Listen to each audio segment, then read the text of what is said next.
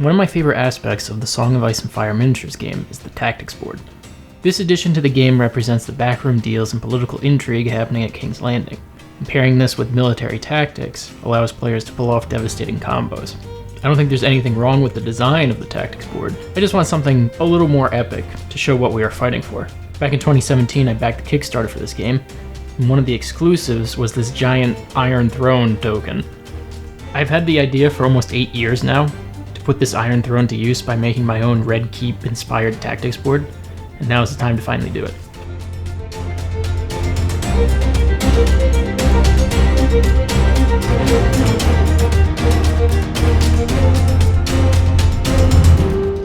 Before starting, I experimented with the size and distance of the throne room by placing miniatures on a piece of paper. This would give me an idea of how much space I would need for bases to not touch, as well as how much room the Iron Throne would take up. My drawings were compiled and I took a picture of it so a more precise version could be made in Photoshop. I would normally share this blueprint, but when I printed, the designs were slightly scaled down, so I wasn't able to stick this outline perfectly. The printed out files were cut and stacked on top of each other to make sure they lined up. I'll be using 1-inch XPS foam board that is 2 feet by 2 feet for the base and some of the walls. The first template is placed down on the XPS foam, and a small groove is cut into it with my circular saw. The groove will be used later when I'm building the walls, and it was easier to cut it when the foam board was still unaltered. After I'm done with the circular saw, the template is placed down and the first layer is cut out. The outline is traced with an X-Acto knife, and then the rest is cut away with my installation knife. The same was done for the second layer of foam, but I used my drill and a 1/4 inch hole dozer to bore a hole that will be about the same size of a base for one of the miniatures from A Song of Ice and Fire. Any leftover material inside the drill is saved. About 1/8 of an inch is cut off of the scrap pieces of the foam, and they're put back in place. This will be so the NCUs have something to stand on. Both the big pieces of foam are glued together with Gorilla Glue and held in place with skewers to make sure they don't separate before the glue is dried. The last 3 layers of the blueprint are made out of 1/8 inch thick MDF board. Tracing the stencils, then using my Dremel to cut them out of the board. And just like with the foam, the holes for the miniatures are made with the 1 1/4 inch hole dozer. All the pieces together create this nice altar pulpit thing that has enough room for all 5 spots on the tactics board and the Iron Throne. I printed out the icons from the tactics boards at 3 different sizes so I could use the best fit to go underneath the MDF. Once the glue on the XPS foam dried, the skewers were cut away, and the scrap foam from the drill dozer is glued in place. The skewer holes and gaps are sealed with spackle. Waiting for the spackle to dry, some cereal box cardboard is cut into 3/4 inch strips and then 3/4 inch by 3/4 inch square tiles.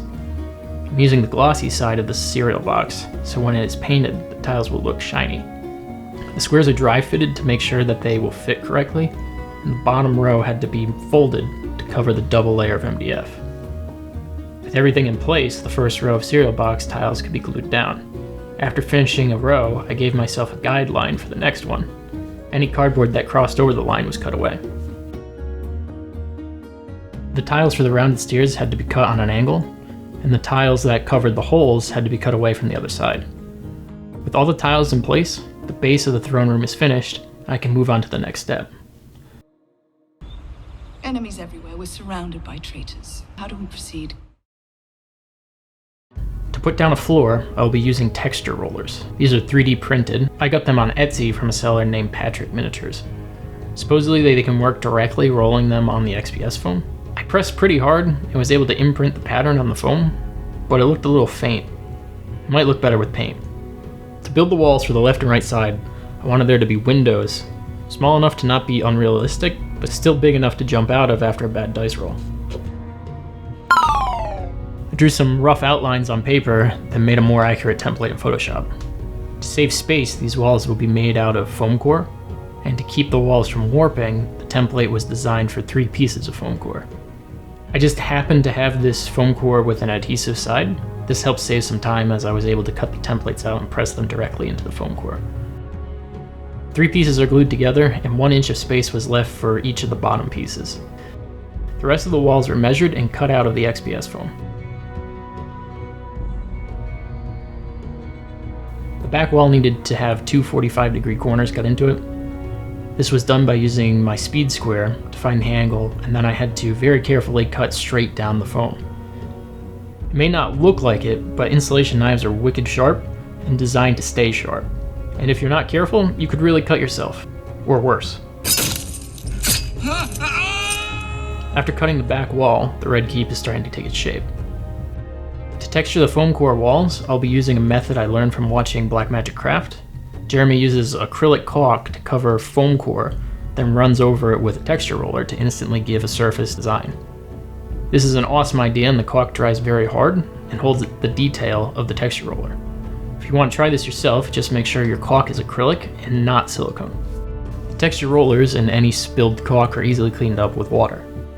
After cleaning the texture roller, I press the design into the foam walls. I've been looking at a lot of references of the Red Keep. I definitely wanted to have this big window behind the Iron Throne. So the window was measured and cut out using one of the foam core scraps from the template as my guide. To cover the tearing of the foam from the insulation knife, I covered it with the leftover caulk. I wasn't sure if this would hold, but to my surprise it dried nicely and didn't chip or crack.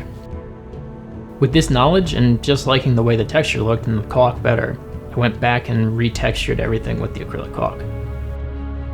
The only difficult part with this was figuring out the right amount of caulk. Too little and the design kinda gets lost, too much and you get these ripples and extreme building up on the edge. Once the caulk dried, the walls could be fixed in place using toothpicks and Gorilla Glue. I thought the large back window was kinda plain, so I cut a bevel into the side.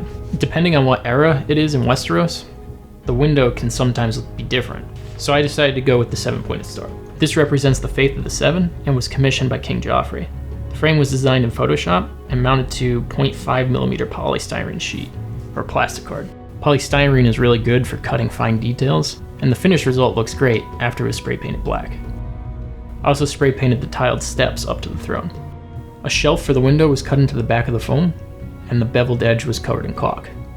To cover the edges of the untextured installation foam, I cut out some pieces of cereal box to look like big support cornerstones and hot glued them over the foam. Before putting more walls in place, the tactics board icons were mounted to polystyrene, cut out and taped to the bottom layer of the MDF. The first layer of the altar was glued down, then the rest of the walls. With all the other walls in place, the other two pieces of MDF could finish the staircase up to the Iron Throne.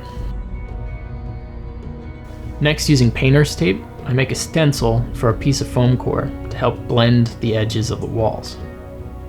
The foam core is cut out and then used as a stencil for another piece that will be covered for the back of the wall. Both pieces of foam core create a hood that will hide all of the wall's edges.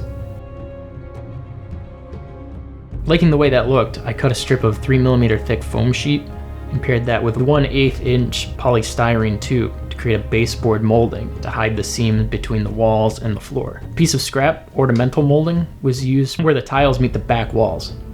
There were some pretty deep cracks on the insulation foam on the back of the diorama, and to hide those and to strengthen everything, I filled them in with some of the acrylic caulk. When I first started this project, I knew I wanted to have some printed backgrounds to help add some depth to the photos or videos of the finished tactics board. In movies, these are known as matte paintings, and it's a classic Hollywood trick of making a space look bigger than it actually is. That's why they're still used to this day. Unfortunately, I don't have the time to design and paint background, so I used AI. Shame, shame, shame. I used Adobe Firefly to create a elevated garden patio with ocean cliffs and an ancient city in the distance, making sure the city had red roofs, since that's what I imagine King's Landing to look like. The good images I got were stitched together in Photoshop using generative fill. The groove cut earlier by the circular saw was extended up the walls, and the matte painting was slid in. As much as I would like to close up the sides, they have to stay open so the backgrounds can be lit and hide the shadows cast by the walls. I also made sure to paint the XPS foam black to prevent any pink light from being cast on the matte paintings. To top the walls and make everything just a little fancier, I got a piece of egg and dart ornamental molding Holding them up, I realized the molding is higher than the cardboard cornerstones, so I had to make a new one that was 1 inch wide instead of 3/4 inch. The molding gets Gorilla Glued and hot glued into place. The seams on the back wall were filled in with some polystyrene square rod and tucked in behind the baseboard molding. The slanted parts of the back wall had to be extended by 1 inch to make room for the egg and dart molding. To make the molding meet at a correct angle, it needs to be coped. Coping is when you remove the back profile of molding to make a nicer seam when the two pieces of molding meet. Instead of using a coping saw, I just sanded away the back of the molding with my Dremel. I measured wrong when cutting the molding at an angle, and there was a gap between it and the cardboard. Shame! So I straightened out the molding and created this column corbel thing using foam and cardboard. With the inside done, I cut out some more black foam core and used it to cover up the pink insulation foam. And the seams were filled in with leftover caulk. Very amusing. Before I started painting, I used my Dremel to sand down the protruding molding to be level with the foam core. The foam core now got painted black to cover all the gaps. The paint didn't need to be too thick because the foam core was black already. Using some scrap pieces of textured foam core, I ran some tests for what color would look best for the Red Keep stonework, and made a mix of reds and browns painting over everything except the floor. When the paint dried, everything was covered with a brown stain and dry brushed with a lighter red. Then finally a dry brushing of an orange yellow. The floor was painted black and stayed with Nuln Oil.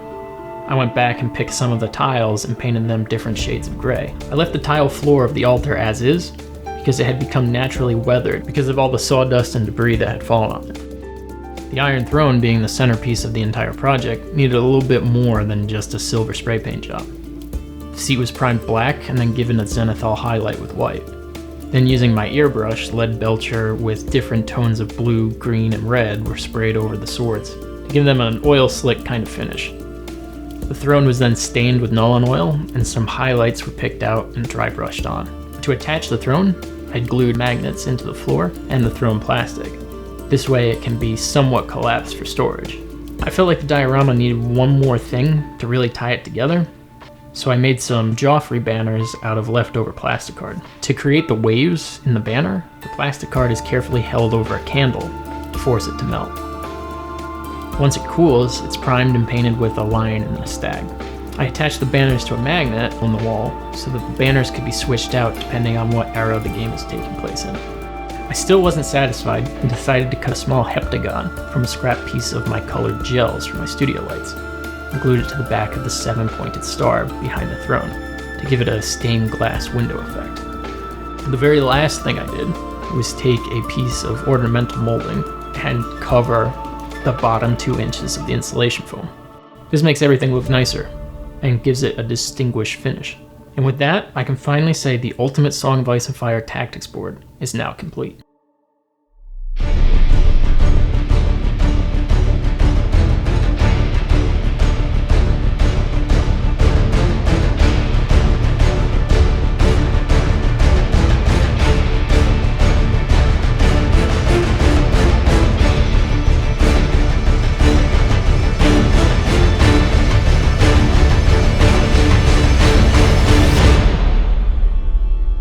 This has easily been my biggest project so far, and despite a few seams, gaps, and scratches, and taking almost 3 months to build, I think I ended up with an iconic model of the Red Keep that even Vizzy T would be proud of.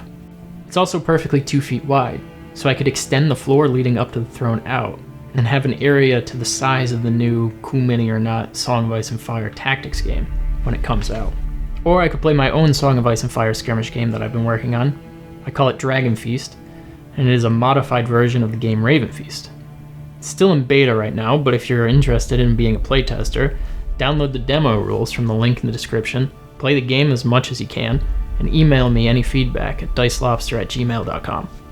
I would greatly appreciate any comments or criticism. I'll feature your name or handle or nickname in the credits of the finished rulebook. I should also point out that there's probably a lot of typos or grammatical errors since I have not had the rules edited yet. But if you point out any of those, I will also add you to the credits. I'll be doing a video later in the year about Dragonfeast, Hope you are all still interested by then. And Cool Midi or Not has not sued me. Could they sue me? I mean, they probably could. George R.R. Martin could also probably sue me. Or the publishers of his book could sue me. If you're a lawyer and you're watching this, please give me some free legal advice in the comments below. I mean, the game's gonna be free. It can't. I'm not gonna make anything off of it. I guess they could sue me for damages because people aren't gonna buy tactics because if they play my game, that's freaking stupid.